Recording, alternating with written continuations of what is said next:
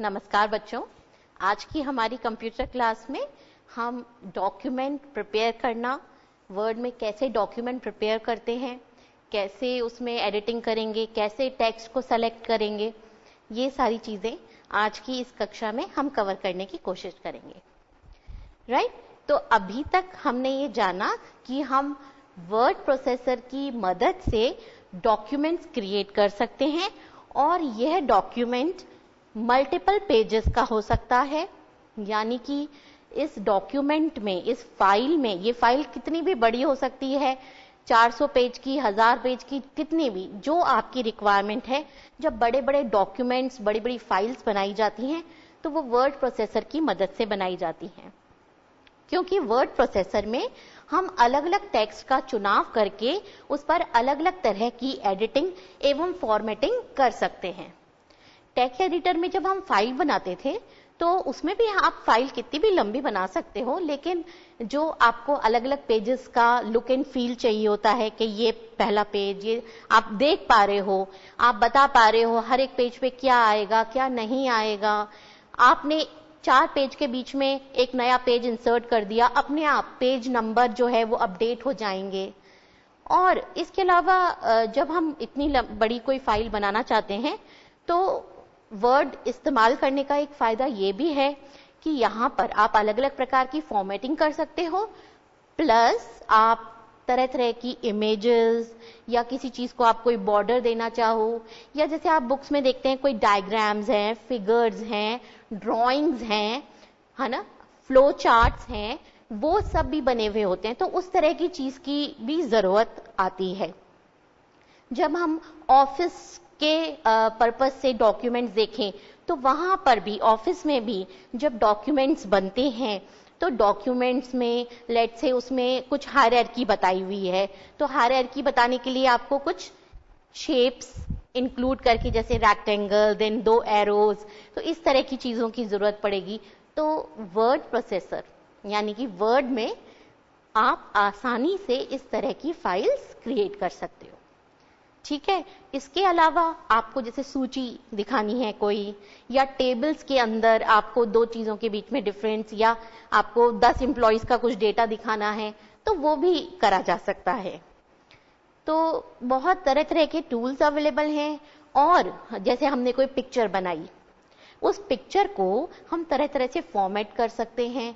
उसमें रंग है, उसको ब्लैक एंड व्हाइट रूप देना है, कलर देना है, उस पर बॉर्डर देने हैं, कुछ भी हम इस तरह की चीजें कर सकते हैं।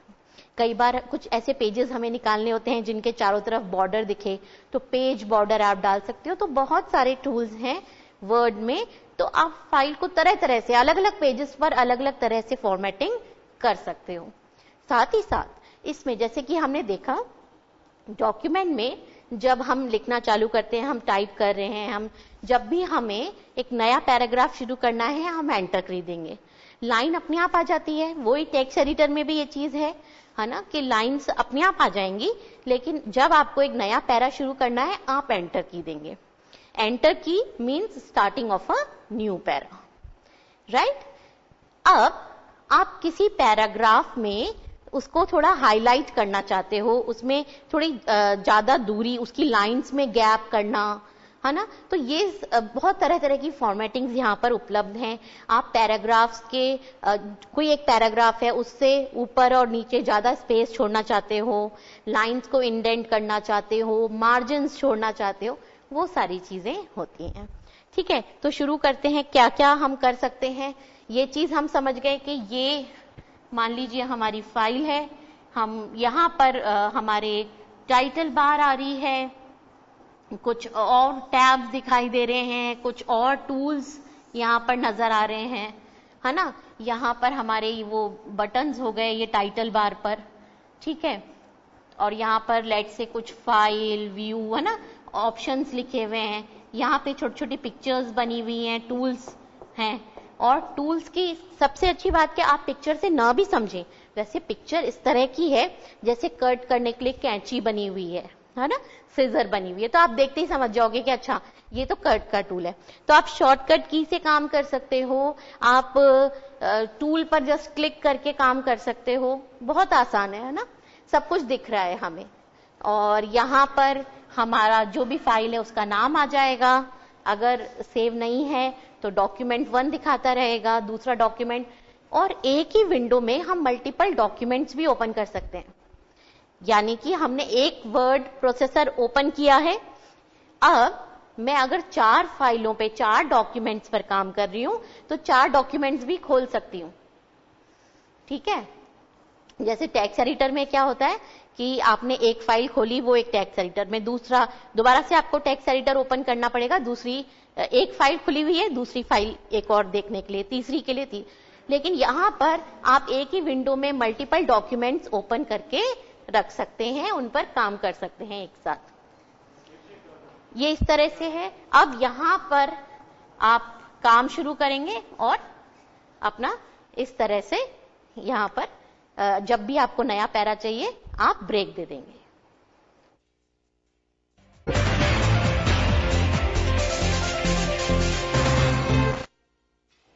चलिए बच्चों, क्लास को आगे बढ़ाते हैं। डॉक्यूमेंट प्रिपेयर करने के लिए हमें वर्ड ओपन करना है और उसमें हम जो भी हमें कंटेंट टाइप करना है वो हम टाइप करेंगे। जैसे ही टाइप करते करते हमें नया पैराग्राफ चाहिए, हम एंटर की प्रेस करेंगे। ठीक है, और इस तरह से आप पेजेस आप अपना कंटेंट देते जाएंगे। ठीक है, अलग अलग तरह का कंटेंट कैसे देना है वो भी हम सीखेंगे। अभी हम सिंपल टेक्स्ट की बात कर रहे हैं कि हम टेक्स्ट टाइप कर रहे हैं। जैसे ही एक पेज की लिमिट पूरी होगी, है ना, यहाँ पर हम टाइपिंग कर रहे हैं तो ये हमारा यहाँ से कुछ कंटेंट एरिया है, और आपको पता है कि आपको एक छोटी सी बार ब्लिंक करते हुए दिखेगी। वो क्या है? वो ही जहां पर भी वो आपका कंटेंट एरिया जो है वहां पर आप टाइपिंग करेंगे, जहां पे भी आपको वो कर्सर ब्लिंक करता हुआ दिखाई दे रहा है। अगर आपने यहां क्लिक कर दिया तो कर्सर यहां आ जाएगा। ठीक है, यहां आपका कुछ पैरा लिखा हुआ है। मान लीजिए आपको कुछ चेंजेस करने, आप यहां क्लिक करेंगे तो आपका वो जो कर्सर है वो यहाँ, ये जो बार है छोटी सी, यहाँ ब्लिंक करेगी। इट मीन्स कि अब जब आप टाइपिंग करेंगे तो कंटेंट यहां से शुरू होगा। ठीक है, तो आप क्लिक करके कहीं पर भी जा सकते हैं। एरो कीज की सहायता से भी किसी भी लाइन पर, किसी भी पैरा पर जा सकते हैं। ठीक है, तो इस तरह से यहां मान लीजिए हमने एंटर की दे दी, अब हमारा यहां से नया पैरा स्टार्ट हो गया। ठीक है, तो एक बार हम इसको समझते हैं कि यहाँ पर ये जो चीजें दिख रही हैं, ये हमने ऊपर का समझ लिया, टाइटल बार है, ऑप्शंस हैं, टूल्स हैं, टूल बार्स आ रही हैं। ठीक है, अब जैसे पेज हमारा बड़ा हो गया, अब मुझे मान लीजिए कि एक पेज की जो लिमिट होती है वो जैसे ही खत्म हो जाएगी हमारा नया पेज स्टार्ट हो जाएगा।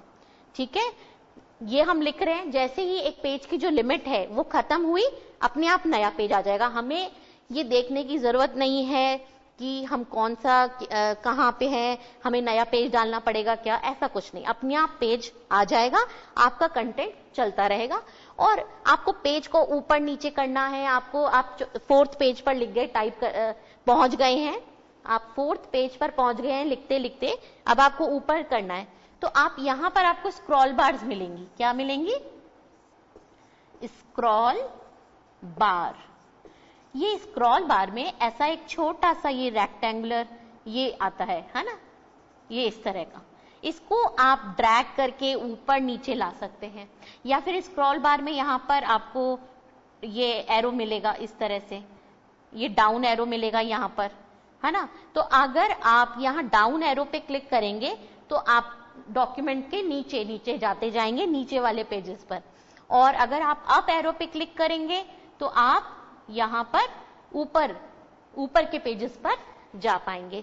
और आप एरोस कीज की सहायता से भी पेज के नीचे, फिर नेक्स्ट पेज पर ऐसे स्क्रॉल कर सकते हैं।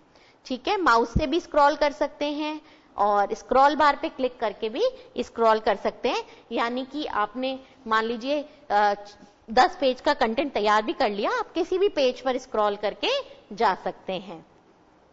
राइट, अब यहां पर देखिए, ये हम टेक्स्ट यहां से स्टार्ट कर पा रहे हैं, है ना, ये इस तरह से चल रहा है हमारा टेक्स्ट। तो ये खाली जो एरिया है इसको एक बार हम देखते हैं, ये जो खाली एरिया है ये जो खाली एरिया है, इसको और डार्क करके मैं आपको दिखाती हूं। ये जो खाली एरिया है, ये हमारा क्या है? मार्जिन। कौन सा मार्जिन है? लेफ्ट। यानी कि हम जो टेक्स्ट लिखना शुरू कर रहे हैं वो कितना दूरी से, वो इस बॉर्डर के कितना, पेज का जो बॉर्डर है ना, उससे कितना दूरी से स्टार्ट हो रहा है।